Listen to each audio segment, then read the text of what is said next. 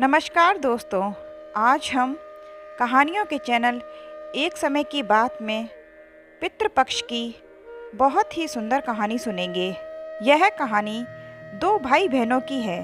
दोनों ही भाई बहनों का विवाह हो चुका था, लेकिन बहन के पति की मृत्यु हो गई थी और बहन अपने दो बच्चों के साथ अपने भाई भाभी के घर में रहती थी। भाई भाभी के भी दो बच्चे थे। भाभी बिल्कुल अपनी ननद को पसंद नहीं करती थी। वह ननद को परेशान करने का मौका ढूंढती रहती थी। श्राद्ध पक्ष शुरू हुए तब भाई बोला कि मैं पिंडदान के लिए गंगा जी जा रहा हूँ और 16 दिन तक वहीं तर्पण की पूजा करूँगा। और भाई पिंडदान के लिए 16 दिन के लिए गंगा जी चला गया। भाई के जाते ही भाभी ने, जो कि अपनी नंद को बिल्कुल पसंद नहीं करती थी, उसने अपनी ननद के लिए बाहर के खेत में एक छोटी सी झोंपड़ी बनवा दी और उसको वहीं रहने के लिए कहा।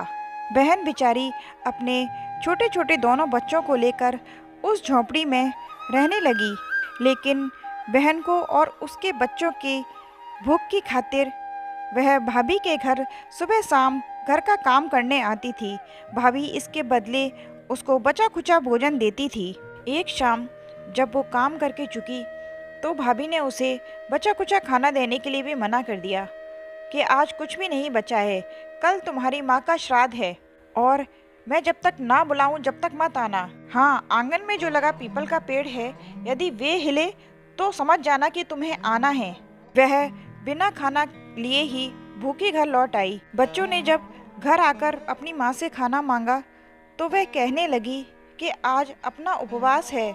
इतना कहकर उसने भूखा ही बच्चों को सुला दिया और खुद भी रात भर रोती रही। जब अगले दिन बच्चे भूख से व्याकुल कहने लगे कि माँ, आज तो नानी का श्राद्ध है, क्यों ना अपन मामा के घर जाकर खाना खाएं, तो माँ ने फिर से बच्चों को उपवास की कहकर बात को टाल दिया। उस दिन पूरे दिन शाम हो गई। शाम को उसके भतीजे भतीजी 2 सूखी रोटी और उस पर चावल रखकर ले आए और अपनी बुआ को देने लगे। तब बुआ ने गुस्से में वह दोनों रोटी और चावल छज्जे पर फेंक दिए और फिर से वह भूखी सो गई। अगले दिन फिर वह भाई के घर काम पर गई और शाम तक काम करती रही। फिर से उसकी भाभी बोली कि कल तुम्हारे पिताजी का श्राद्ध है और बिना बुलाए मत आना। हाँ, आंगन में जो पीपल का पेड़ है वो हिले तो ही समझना कि तुम्हें आना है। वह फिर से बिना भोजन के घर आ गई। अब बच्चे भूखे बहुत ज़ोर ज़ोर से रोने लगे। उसने बच्चों को जैसे तैसे करके संभाला और फिर से उपवास का कहकर सुला दिया और वह फिर से रात भर रोती रही। बच्चे अगले दिन अपनी माँ से कहने लगे कि माँ, मामा के घर क्यों नहीं चलती, आज तो नाना जी का श्राद्ध है। माँ बोली, बच्चों, आंगन में लगे पीपल का पेड़ जब हिले तभी अपन को मामी के घर खाना खाने जाना है, ऐसा मामी ने कहा है। मन में सोचने लगी, अब इन बच्चों को कौन समझाए, टहनी पत्ते सब हिलते हैं, पेड़ भला कब हिलता है। इतना कहकर वह बहुत उदास हुई। शाम होने पर फिर से भतीजे 2 सूखी रोटी और उस पर चावल ले आए। उसने गुस्से में फिर से छत पर ही वह सारा सामान फेंक दिया और अपने काम में जुट गई। अब जब 16 दिन श्राद्ध के बीत गए तो उसका भाई घर लौट कर आया। उसने देखा कि आंगन में चारों तरफ कीचड़ ही कीचड़ भरा है। उसने अपनी पत्नी से पूछा कि यह सब क्या है और मेरी बहन कहाँ है।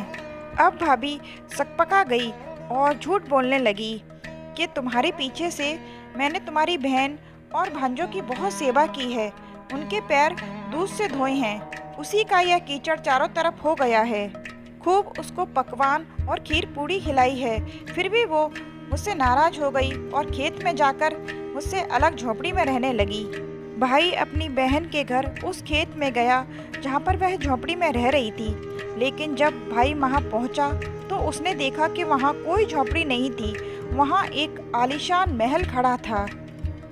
उस महल के आंगन में उसके भांजे खेल रहे थे। भाई अपनी बहन के पास महल के अंदर गया और बहन से पूछा कि बहन, यह सब क्या है। तब बहन ने उसके पीछे से हुई सारी बातें अपने भाई को बताईं। भाई, तेरे पीछे से भाभी ने जो मेरे साथ व्यवहार किया है उससे मैं खूब रोई हूँ, और तेरे आंगन में जो कीचड़ भरा है वो मेरे आंसुओं से ही भरा है। जब अपने माता पिता का श्राद्ध हुआ तो भाभी ने मुझे कुछ भी खाने को नहीं दिया और कहा कि जब पीपल का पेड़ हिले तो ही आना।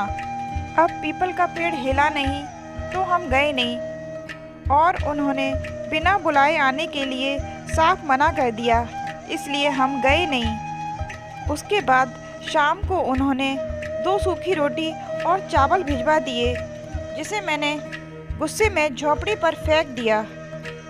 मैं भूखी प्यासी दिन रात गंगा मैया को याद करती रही।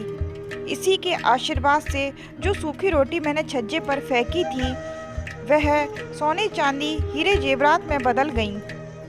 यह सब महल दोमेले अपने माता पिता के आशीर्वाद से, और जो तुम पूजा करने गए थे गंगा मैया की, उसी के आशीर्वाद से यह सब बदलाव हुआ है। भाई सारी बातें सुनकर बहुत शर्मिंदा हुआ। उसने अपनी बहन से अपनी पत्नी की तरफ से माफ़ी मांगी और घर वापस चलने के लिए कहा। बहन ने उसके साथ चलने के लिए मना कर दिया कि नहीं भैया, यह सब मुझे गंगा मैया के आशीर्वाद से और पितरों की कृपा से प्राप्त हुआ है। मैं अब यहीं रहूंगी। भाई ने भी प्रार्थना की कि हे पितरों, जैसे आपने मेरी बहन की रक्षा की और उसके जीवन में बदलाव किया, उसी प्रकार सभी की रक्षा करना और सब पर अपनी कृपा बनाए रखना। यह मेरी पितृपक्ष की कहानी संपन्न होती है। जय गंगा मैया की।